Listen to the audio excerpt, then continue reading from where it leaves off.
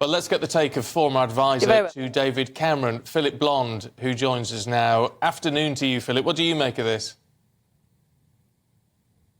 To make of it, I mean, I think Johnson knew what was coming. He knew he didn't have the support of people in Parliament. He knew he'd become unpopular in his own party. So he knew that the suspension would, in all likelihood, be enough to trigger the by-election process. And then he knew he would probably lose the by-election. So, as I said before, he withdrew to preserve his political options and his political capital.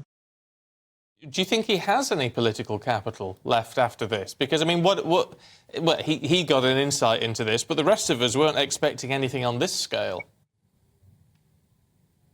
I think he does have a considerable amount of political capital. I think that he could easily lead an insurgent party that could command significant support with a rhetoric of betrayal and a genuine policy mission. I'm sure he'd do more than UKIP had managed to do at their height. So he's still a factor. And I think that many constituency parties would still welcome him back as their MP. I think that though he's lost his popularity in the country, I would never rule out a comeback. The question is, will that be allowed? The government can overtly or covertly prevent him standing as an MP, and it wouldn't surprise me if that indeed happened. I mean, you know these things inside and out better than most of us could ever do. What do you actually make of the report itself? I mean, obviously, Boris Johnson and his supporters say there's an element of vindictiveness in this. I mean, do you read that into what's been published?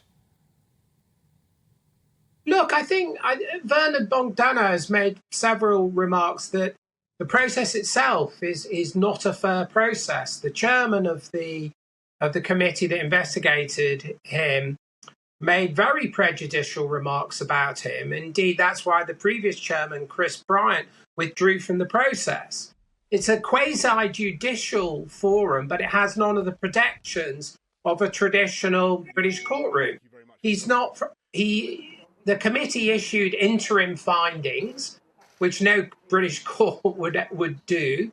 He wasn't allowed to cross-examine his accusers. So it's very much a jury of his peers who kind of blackballed him, basically. I don't think it's reached any standard of fairness, even though it is, as I said, meant to be a quasi-judicial process.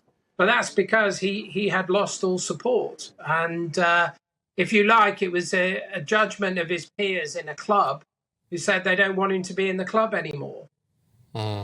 OK, Phillip Blond, really good to talk to you. Thanks very much indeed.